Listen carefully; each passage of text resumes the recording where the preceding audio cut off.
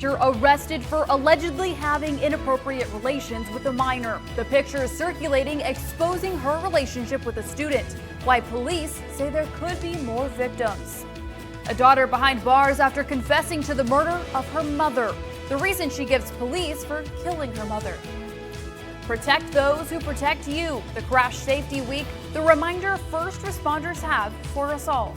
So that's the families who are in need in our community, who are just right on the edge, struggling to make ends meet, and we want them to have a great Thanksgiving. A Reading organization giving back this holiday season, what you can do to help. Your local news starts now. Live, local, breaking, news you can trust. This is the North States News at 11. Welcome to the North States News. After some Monday Night Football, I'm Ariana Martinez. A teacher of 20 years was arrested this morning for allegedly having inappropriate contact with a minor. The Gridley Police Department says a parent came forward after hearing rumors of explicit photographs of a teacher circulating among students last month. Investigators say Sycamore Middle School teacher Michelle Solis was involved in a sexual relationship with a former student, a teenager who was found with explicit pictures of Solis. She was arrested, then booked into Butte County Jail on felony charges. This is an ongoing investigation. Police are asking potential victims to speak up. If parents or guardians of any current or former students have any information, contact the number you see on your screen. The trial for a homicide suspect has been pushed after a jury was unable to come to an agreement. Butte County District Attorney Mike Ramsey says the jury is in yet another deadlock deciding on the fate of 32-year-old Ricardo Bunelos. He's accused of murdering two men from Alabama whose bodies have not yet been found. In 2021, the two men allegedly came to California to buy marijuana from Bunelos. The last call police could find was traced back to his residence in Gridley. Investigators say the pair were killed on the property.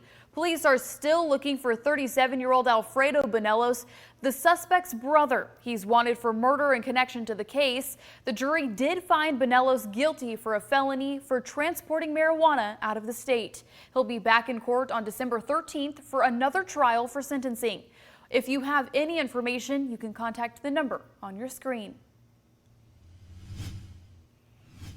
A woman who admitted to killing her own mother in Tehama County has been sentenced to more than a decade in state prison.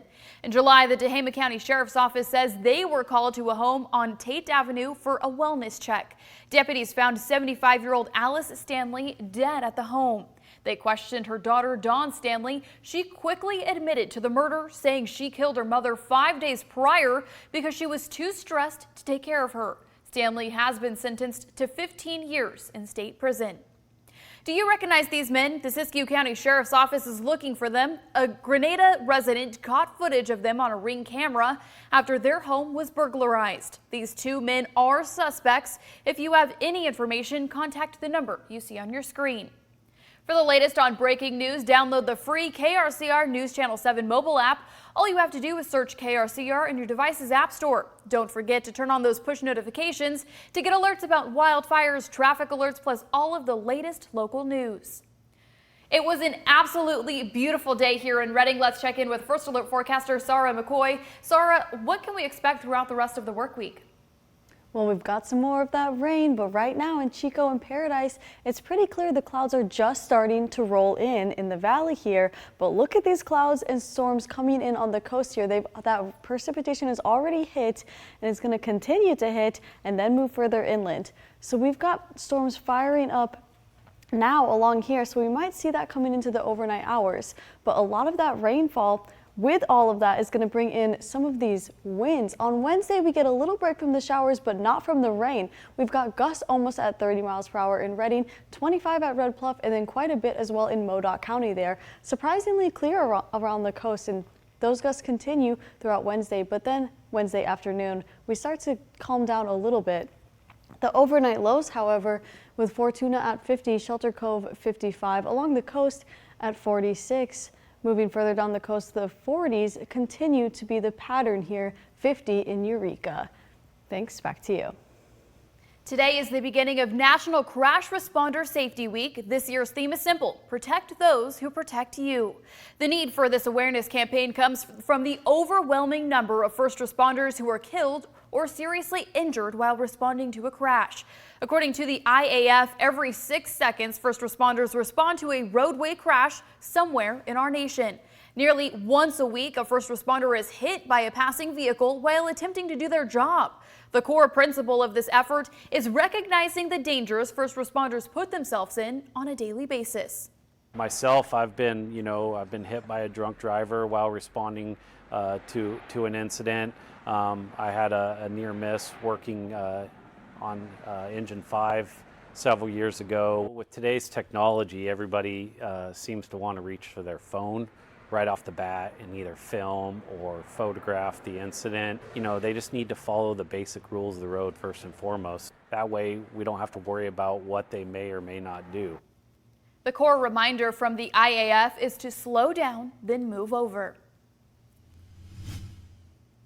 On the North Coast, the Eureka Police Department was awarded a $55,000 grant to help keep people safe on the road.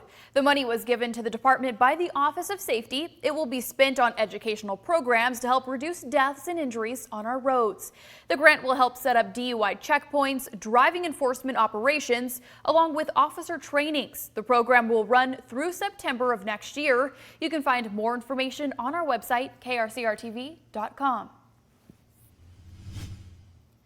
Redding's Good News Rescue Mission needs your help ahead of the Thanksgiving holiday. The mission has set out to make Shasta County a no-hunger zone. This means they need the community's help. Outside of dropping off food items they need, such as turkeys, the mission also is asking those who can to donate money. $2.25 buys one meal for a hungry man, woman, or child. $22.50 will provide 10 meals, or you can double that impact with a gift of $45 to feed 20 hungry people in our area.